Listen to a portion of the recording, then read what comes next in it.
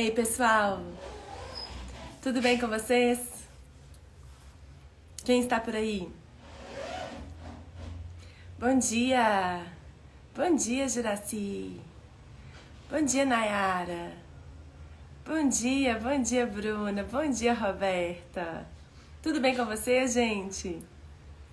Tô entrando aqui rapidinho, live surpresa, não tinha avisado vocês, porque eu quero falar com vocês quais são os aspectos mais importantes sobre a matéria de responsabilidade civil objetiva do Estado. Fica aqui comigo que eu vou fazer uma revisão, um revisaço importante. Vamos lá? Bom dia, Pedro. Bom dia, bom dia, bom dia. Tá bom assim, gente? Vou arredar um pouquinho. Tá bom? Um minutinho.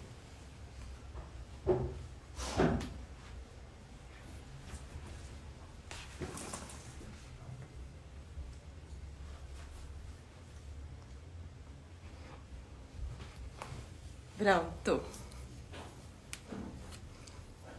Bom dia, gente. Bom dia. Tudo bem com vocês? Todo mundo estudando? Bom, gente, para quem tá chegando aí, eu quero fazer hoje com vocês uma revisão geral sobre o tema de responsabilidade civil objetiva do Estado. Tá dando pra ver aqui, olha? Tá virado o celular, que assim vai ser melhor para mostrar para vocês. Pode ser? Vamos que vamos? Galera, eu quero fazer hoje com vocês uma revisão sobre um dos temas mais importantes para as provas de concurso público, responsabilidade civil objetiva do Estado. Quando eu falo de responsabilidade civil, eu tô falando de dano, né? Pensa só, quando você vai se responsabilizar na esfera civil, você provavelmente o quê? Praticou uma ação que provocou um dano a uma outra pessoa. E é assim que funciona a responsabilidade civil do Estado. Gente, para começar a entender essa matéria, eu vou revisar ela toda hoje com vocês. Para começar a entender, vocês têm que compreender a lógica do artigo 37, parágrafo 6º da Constituição, que estabelece que as pessoas jurídicas de direito público e as pessoas de direito privado, prestadoras de serviço público, responderão pelos danos decorrentes das atuações dos seus agentes, desde que esses agentes estejam no exercício da função administrativa. O que quer dizer isso? As pessoas jurídicas, gente, de direito público, que são União, Estado, Distrito Federal, município, autarquias, fundações, e as pessoas jurídicas de direito privado que prestam serviços públicos. Quem são essas pessoas jurídicas? Fundações criadas com personalidade jurídica de direito privado, empresa pública, sociedade de economia mista, inclusive empresas privadas, concessionárias e permissionárias de serviço público. Todas as pessoas jurídicas que prestam serviço público responderão objetivamente pelos danos que seus agentes causarem. Vou te dar um exemplo. Vamos dizer que você está dentro de um ônibus e tem um motorista lá dirigindo bem irritado. Ele freou bruscamente, você caiu e machucou. Agora você quer uma reparação, você quer uma indenização. Você merece uma indenização. Você vai ajuizar uma ação de reparação civil contra quem? Contra o motorista ou contra a empresa na qual o motorista trabalha? Contra a empresa. Sabe por quê? Sabe por que é contra a empresa? Porque aquela empresa é uma empresa privada, né? Que é concessionária de serviço público. Né? Concessionária de serviço público é aquela empresa que celebrou com o município um contrato, mediante o qual o município repassou para essa empresa a competência de prestar o serviço de transporte público municipal. Quando aquela empresa privada presta o serviço de transporte público municipal, se ela está prestando o serviço de transporte público municipal, aquela empresa privada ali, gente, ela está o quê? Exercendo uma função administrativa. Se ela está exercendo temporariamente, naquele momento ali, uma função administrativa, ela responde objetivamente pelos danos que seus agentes causarem. Então, o motorista do ônibus dirigiu de qualquer jeito, dirigiu de qualquer forma ali, freou bruscamente, você caiu, a empresa responde por aquele dano que você sofreu, vai te pagar uma indenização. É claro que em um momento posterior, a empresa paguei indenização para aquela pessoa, para o Joãozinho, paguei, reparei o dano, Mas, motorista, verifiquei que você agiu com dolo, que você agiu com culpa, que você tinha a intenção. Você estava com a intenção de prejudicar, de fazer aquele rapaz cair. Então vem cá, vou ajuizar uma ação de regresso contra você, motorista, e você vai ter que pagar para mim tudo que eu paguei para ele. Você vai ter que me restituir, né? Então, gente, qual que é a lógica da responsabilidade civil objetiva? As pessoas jurídicas de direito público e as pessoas jurídicas de direito privado que prestam serviços públicos. Prof, quem é que responde objetivamente? Todo mundo que presta serviço público. Tenha personalidade jurídica de direito público ou personalidade jurídica de direito privado. Se presta serviço público, responde objetivamente. Essas pessoas vão responder pelos danos que seus agentes causarem no exercício da função administrativa, ressalvado o direito de regresso nos casos de dolo ou culpa. Então, vou dar um outro exemplo. Você trabalha no INSS. Você trabalha no INSS, você editou um ato que prejudicou de uma forma anormal, né, uma pessoa. Aquela pessoa, ela sofreu um dano. Ela vai ajuizar uma ação de reparação civil, ela quer ser indenizada. Quem vai responder por aquele dano? O INSS. A pessoa jurídica na qual você trabalha, ela responde pelas suas condutas e vai lá e paga uma indenização. Se porventura depois, em um outro momento, o INSS verificar que você agiu com dolo, agiu com culpa, tinha a intenção de prejudicar aquela pessoa, o INSS vai ajuizar uma outra ação que a gente chama ação de regresso contra você, agente público, para reaver os valores pagos de indenização para aquela pessoa. Beleza? Essa é a lógica. Mas nem sempre foi assim. E você tem que entender que existe uma evolução desse conceito e a evolução cai nas provas. Presta atenção. Lembra lá do Estado absolutista? Onde a gente tinha um monarca que podia fazer tudo? O monarca chegava nas terras, né? Nas terras de uma pessoa, em um determinado feudo e tomava as terras. O monarca confiscava até a esposa. O monarca causava danos às pessoas e não se responsabilizava por isso. Não se responsabilizava. Essa é a fase da total irresponsabilidade do Estado. Nesse momento, o Estado pode fazer o que ele quiser e ele não se responsabiliza. Entretanto, na França, né, em razão daquele movimento no qual houve o crescimento da classe burguesa, né, o crescimento de uma classe que estava realizando as atividades de comércio e se enriquecendo a cada dia. Essa classe começou a se enriquecer, começou a adquirir propriedade, começou a falar assim, ó, monarca, você tem muito poder, mas tem alguns limites. Respeita a minha propriedade, respeita a minha liberdade, né? Em razão da Revolução Francesa, das revoluções que aconteceram na Europa, o Estado deixou de ser um Estado que tinha poderes ilimitados e se tornou um Estado de direito. Estado que obedece o direito, que deve seguir o que está na lei. Estado que tem algumas limitações que ele deve observar. O Estado pode fazer muito, mas tem que garantir a liberdade, o direito de propriedade do cidadão. Beleza? Essa é a lógica. Surge o Estado de Direito. Em razão da decorrência do Estado de Direito, né? Na França também, uma garotinha, ela sofreu um acidente em decorrência de uma ferrovia, né? Um acidente ferroviário e ela faleceu.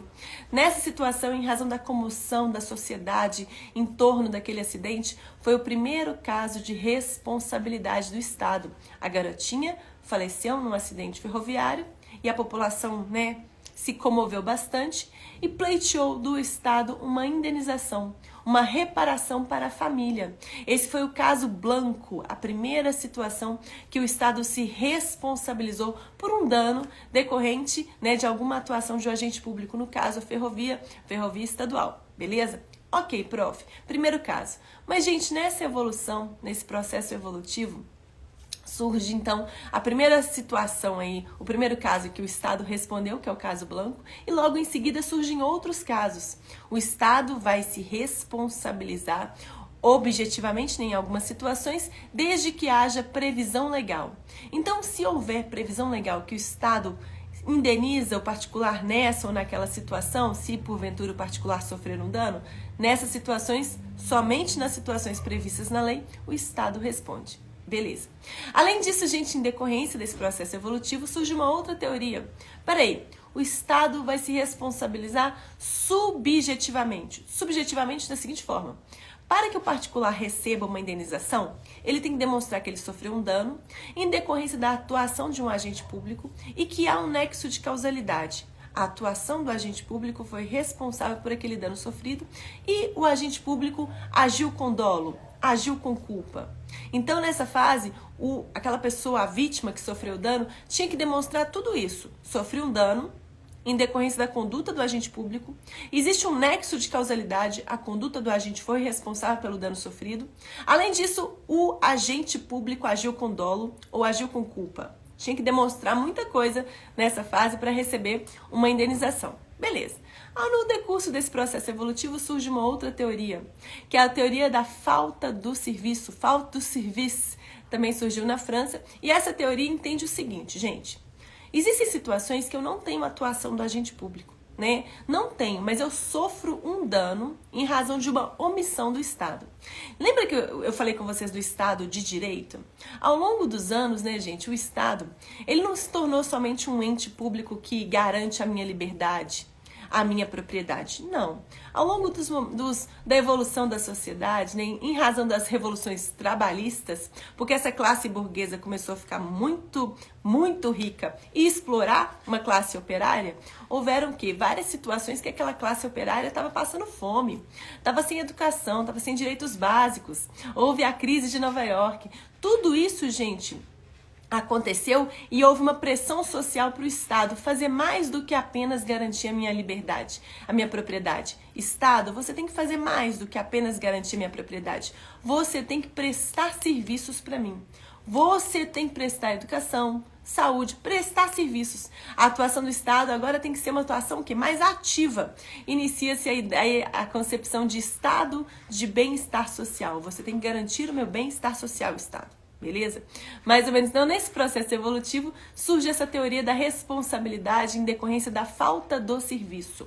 O Estado tem um dever legal de prestar a segurança para a população, tem vários deveres legais e o Estado se omitiu.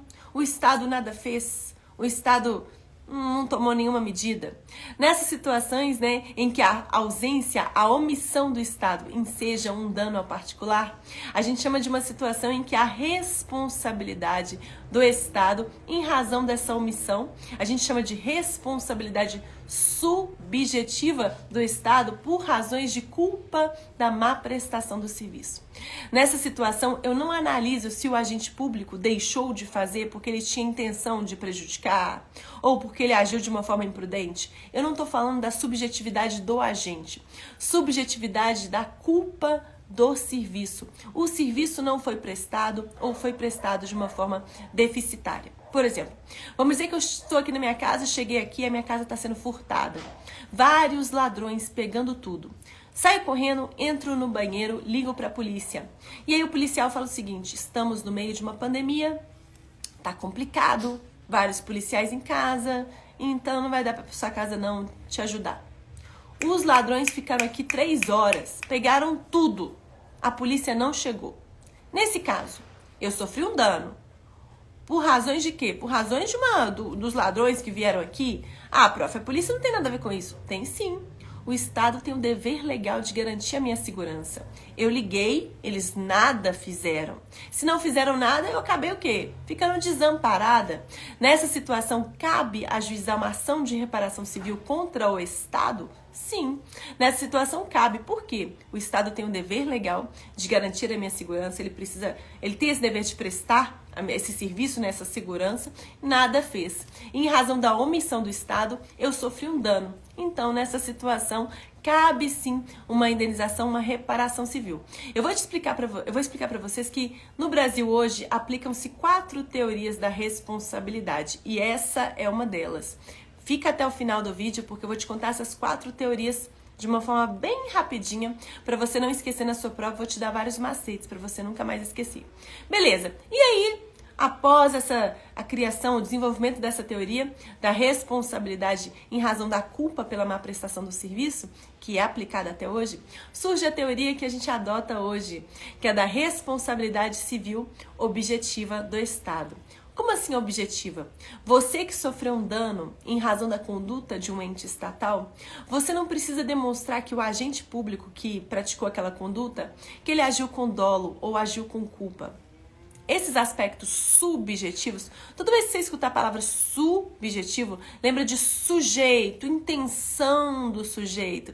Esses aspectos subjetivos não são levados em consideração para fins de configuração da responsabilidade. Você não precisa demonstrar se o agente público agiu com dolo, agiu com culpa. Isso não é relevante.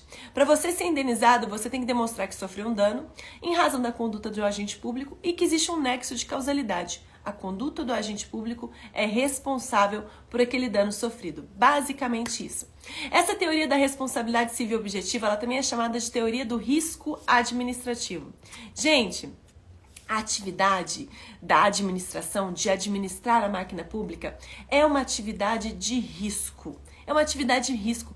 Administrar a coisa pública é algo de muito risco. Quando o Estado assume esse risco, ele assume também o quê? Os eventuais danos que os seus agentes causarem. Ele assume a responsabilidade. Prof, quando você fala de agente público que causou um dano, o que é agente público? Todo aquele que estiver no exercício da função administrativa, ainda que transitoriamente, ainda que sem remuneração. Você é mesário, foi chamado para ser mesário, você não é concursado, foi chamado para ser mesário. Durante o seu trabalho de mesário, você empurrou uma velhinha da escada lá do colégio, que você estava trabalhando como mesário. Ela machucou. Quem responde pela sua conduta? O Estado. Professora, mas eu sou mesário. Prof, mesário, eu nunca fiz concurso, eu não tenho um vínculo de natureza estatutária com o Estado. Gente, todo aquele que é agente público, ainda que transitoriamente, né, o Estado vai se responsabilizar por essas condutas. E quando eu falo de Estado, a gente tem que lembrar pessoas jurídicas de direito público e pessoas jurídicas de direito privado que prestam serviços públicos. Então, até mesmo os agentes particulares que trabalham em empresas privadas, concessionárias ou permissionárias de serviço público, essas empresas se responsabilizam pela conduta dos seus agentes objetivamente. Porque quando eu tenho uma empresa privada prestando um serviço público, naquele momento ela está exercendo a atividade administrativa. Então, naquele momento, ela vai ter que responder objetivamente pela conduta dos seus agentes. Beleza? Esse é um ponto importante. Outro ponto importante, não é levado em consideração a licitude ou a ilicitude da conduta do agente público. Isso não é levado em consideração. Gente, muitas vezes eu tenho uma conduta lícita do Estado que causa um prejuízo a uma pessoa específica. Por exemplo, o Estado ele vai fazer uma obra de uma ponte. Só que essa ponte, né, no local da escada, onde a ponte termina, tá bem na porta da sua casa. O fluxo de pessoas ficou tão grande passando por ali que você teve que mudar a porta de lugar. Peraí, a ponte foi boa para todo mundo. Todo mundo se beneficiou com a ponte, exceto você, que agora não consegue nem entrar na sua casa. Não está conseguindo nem entrar. Nessa situação, você pode pleitear uma indenização em razão desse dano? Claro. Mas, professora, a conduta do Estado, né, de construir uma ponte é uma conduta lícita. Sim, é uma conduta lícita. Beneficiou todo mundo, mas te prejudicou. E aí, gente, em razão da ofensa ao princípio da isonomia, né, o Estado te prejudicou e beneficiou as demais pessoas, você não pode ficar o quê? Sendo prejudicado? Você não pode suportar aquele dano sozinho, né? Beneficiou todo mundo com a ponte, menos você? Não. Você vai ter direito, sim, a uma reparação, porque a licitude ou a ilicitude da conduta não é levada em consideração para fins de indenizar você. Você tem que demonstrar que sofreu um dano, teve que mudar a porta da sua casa, em razão da conduta do Estado e que há um nexo de causalidade. Ponto final, beleza? Prof, também existem situações em que o agente público atua de forma ilícita e prejudica uma pessoa e ela também vai poder pleitear uma indenização? Claro, gente. A licitude ou a ilicitude da conduta não é levada em consideração para fins de configurar o dever do Estado de reparar aquela pessoa que sofreu dano. Beleza? Esse é um ponto bem importante. Quanto ao agente público, a gente tem que lembrar que agente público é todo aquele que atua em nome da administração pública, ainda que transitoriamente, exercendo função administrativa, ainda que transitoriamente. Quanto à conduta, gente, o agente público, ele deve estar no exercício da função administrativa. Se você foi aprovado no concurso público e no final de semana saiu, foi curtir o feriado, bateu no carro de uma outra pessoa, o Estado não é o responsável por pagar o conserto do carro da outra pessoa. Não é. O Estado só se responsabiliza pela conduta dos seus agentes que estejam no exercício da função administrativa, que estejam aqui, gente, trabalhando. Prof, e aquela velha história do agente público que está de férias? Né? Vamos dizer que um policial está de férias, curtindo as férias aqui numa praça em Belo Horizonte, assiste uma velhinha sendo furtada por um rapaz. Sai correndo, naquele momento ele estava de férias, mas ele estava armado. Sai correndo naquele momento, grita polícia e atira no garoto.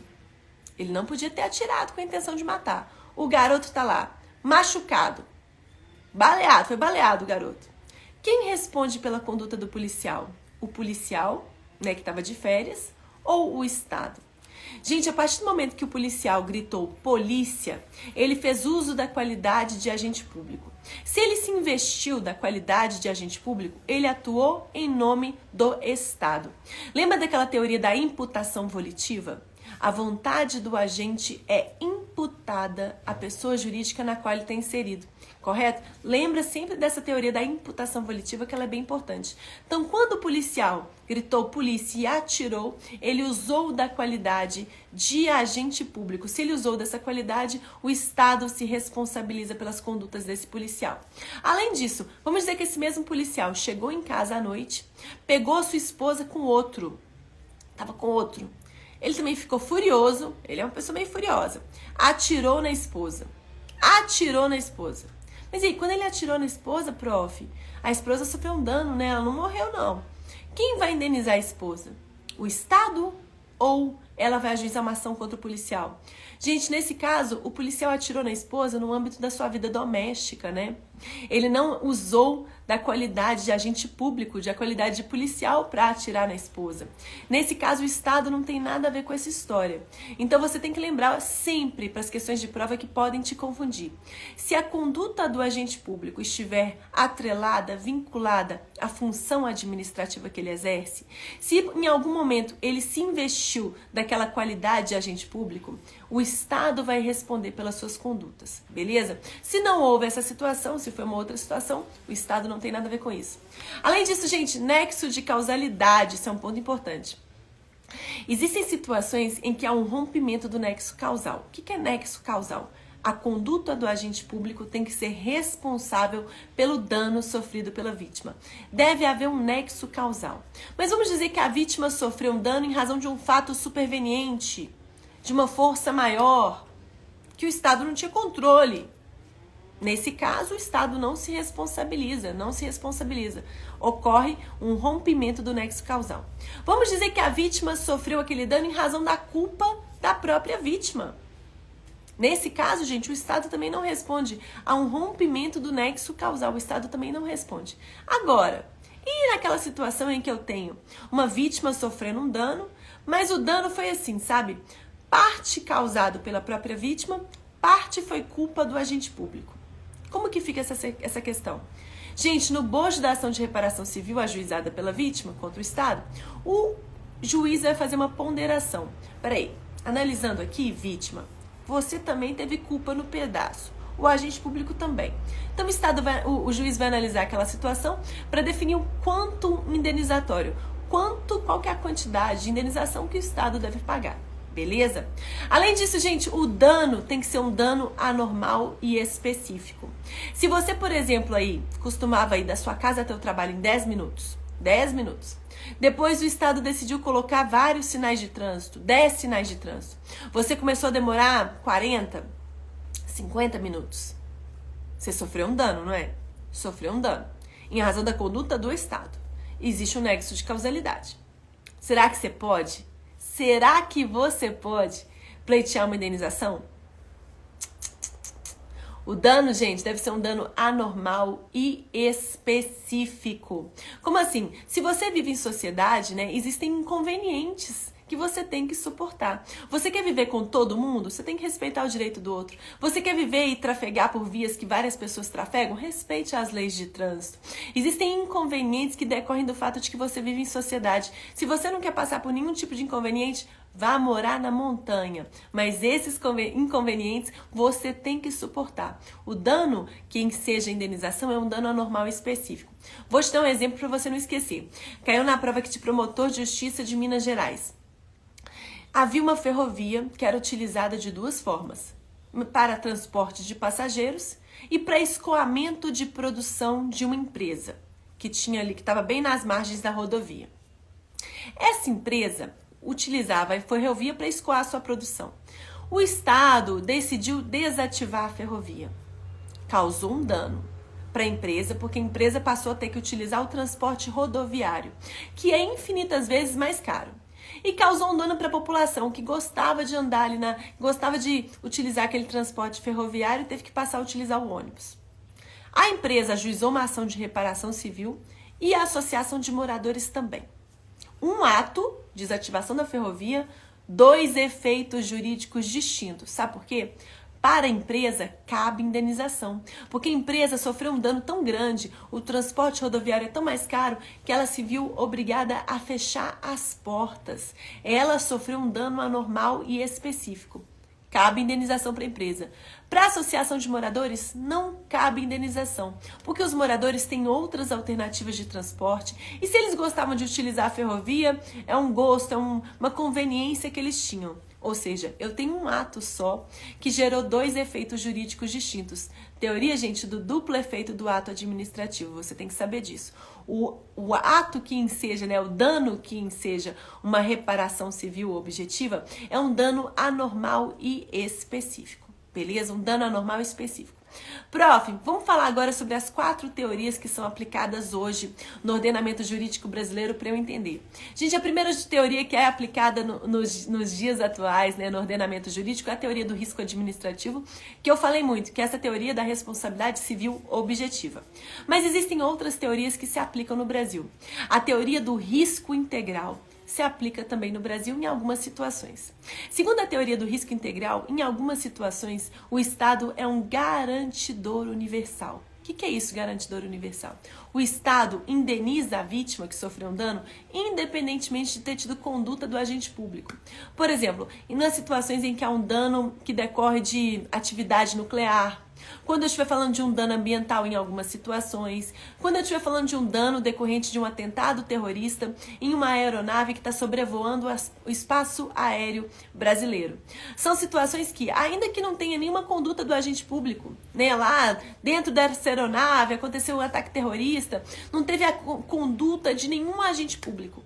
Mesmo assim, o Estado responde. Mesmo assim, o Estado indeniza. Ele atua nessas situações como um garantidor universal, beleza? Ponto importante. Segunda teoria, gente, que a gente tem que saber é a teoria da responsabilidade subjetiva. Prof, eu achei que o Estado não respondia subjetivamente. Gente, quando eu falo de responsabilidade subjetiva, é essa responsabilidade que está lá no direito privado, no Código Civil.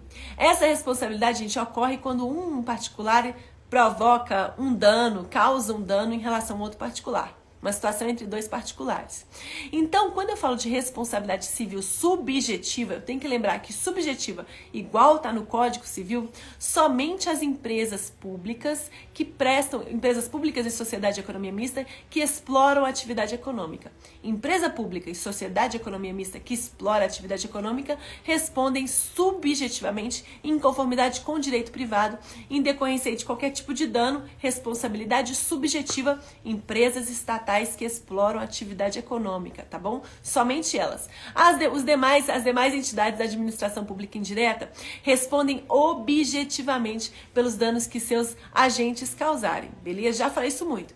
Mas quando eu falo de responsabilidade subjetiva aqui, eu não estou falando da responsabilidade que é lá do direito privado. Não estou falando, porque isso é matéria do direito privado, isso é matéria do direito civil. Não estou falando disso. Eu estou falando de responsabilidade subjetiva em razão da culpa pela má prestação do serviço. Nessa situação, o serviço não foi prestado ou foi prestado de forma deficitária. Como assim? Falei pra vocês um exemplo, né? Cheguei em casa, minha casa estava sendo furtada, liguei pra polícia, a polícia não veio. Os ladrões levaram tudo e o policial falou que não podia ir. Nesse caso, eu sofri um dano. Em decorrência da conduta de quem? Em decorrência da conduta do ladrão, mas em decorrência de uma omissão do Estado. O Estado foi omisso. Nessa situação, cabe uma ação de reparação? Sim. Prof, fundada na culpa do policial que não veio? Nunca. Nunca fundado na culpa, na intenção do policial. Eu tô falando aqui da culpa pela má prestação do serviço. O Estado tem um dever legal de prestar um serviço e não prestou, ou prestou de forma deficitária, beleza? Ok. Culpa pela má prestação de serviço também é uma teoria aplicada hoje no Brasil. Então, se acontecer essa situação, você pode ajuizar uma ação, sim. Mas, professora, outro dia eu estava no centro da cidade, uma pessoa foi lá e pegou o meu celular, iPhone novo. Tinha um policial ali na frente, não fez nada. Posso ajuizar uma ação de reparação civil contra o Estado, falando que o Estado foi omisso, né, e eu perdi o meu celular? Posso? Prof, iPhone novo é muito caro. Falei, o que acontece, gente? Existe uma coisa que chama reserva do possível. O que é isso? É possível que cada cidadão tenha um policial a seu tiracolo? Tiracolo, assim. Um policial. Cada cidadão tenha um policial. É possível? Não tem nem orçamento para isso. Então o Estado não pode garantir o quê? Que tenha um policial vigiando cada cidadão. Então, em razão da reserva do possível, né? Em razão do fato de que é impossível um policial para cada cidadão, nessa situação você foi furtado, né? O seu celular, você não vai lograr efeito se você ajuizar uma ação de reparação. Você não vai receber a indenização, beleza? Lembre-se da reserva do possível.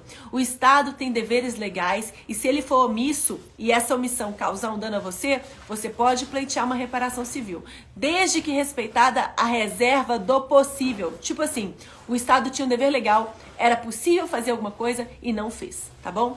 Além disso, gente, outra teoria que é aplicada, a quarta teoria que é aplicada hoje no ordenamento jurídico, é a teoria do risco criado. Existem situações em que o Estado, ele cria uma situação de risco, ele coloca sobre a sua custódia, sobre o seu cuidado, pessoas e bens. Por exemplo, vou colocar em um presídio vários criminosos. Estou criando uma situação que de risco. Aqueles criminosos vão ficar sobre a custódia, sobre o cuidado do Estado. Então o Estado tem que garantir a integridade daquelas pessoas, tá bom? Vou colocar um bando de criança dentro de um colégio. Situação de risco, criança não tem ainda maturidade. Situação de risco, o Estado se responsabiliza pela integridade daquelas crianças. Professora, no meio de uma rebelião, um preso morreu. A família do preso agora quer uma reparação do Estado. Cabe? Cabe. Prof, mas não foi o agente público que matou o preso. Foi um outro presidiário. Prof, não teve conduta do agente público. Mas essas situações de risco criado, independentemente da atuação do agente público, né? Não houve atuação do agente público, o Estado tem um dever de cuidado. Então ele não tinha que ter, o Estado tinha que garantir que não tenha rebelião no presídio. O Estado tem um dever de cuidado, um dever de cuidado.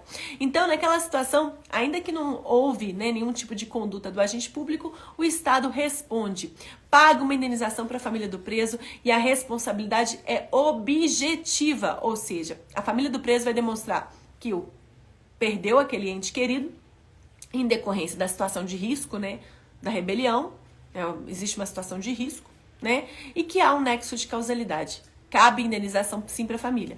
Mas, prof, e o preso que morreu de ataque cardíaco? E o preso que morreu com um raio na cabeça no meio do pátio do presídio? Nesses casos, né, gente, o Estado, né, aquela situação, ele morreu não em decorrência da situação de risco. Ele teve um ataque cardíaco, o Estado não tem nada a ver com isso. Não decorre da situação de risco. Né, a perda, quando ele morreu, não foi em razão da situação de risco. Prof, e o presidiário que se matou na prisão? Uai, gente, se matou na prisão, o Estado, ele tem aquelas pessoas sob a sua custódia. Ele tem que garantir a integridade daquela pessoa, a integridade física e mental. Nessa situação, o preso que suicidou, até mesmo nessa situação, quem recebe uma indenização é a família. A família também tem direito de ser reparada, também de forma objetiva. Olha só. Prof, uma criança enfiou um lápis no olho da outra. Ai, só de manhã. Ai, né, gente? Ai. A mãe tá injuriada agora que a criança tá lá toda machucada. A mãe vai ter direito à indenização? Sim. O Estado colocou sobre a sua custódia aquelas crianças, tem que garantir a integridade daquelas crianças. São 4, gente, as teorias que são adotadas hoje no ordenamento jurídico brasileiro. Mas a que é mais cobrada é a teoria da responsabilidade civil objetiva, lembrando dessa lógica, viu? O agente público realizou uma conduta que ensejou um dano a um particular, né? Um dano. Esse dano é um anormal específico. O particular injuriado ajuizou uma ação contra o Estado, que responde pelas condutas do agente público, lembra da teoria da imputação volitiva, responde pelas condutas, o Estado indeniza aquela pessoa.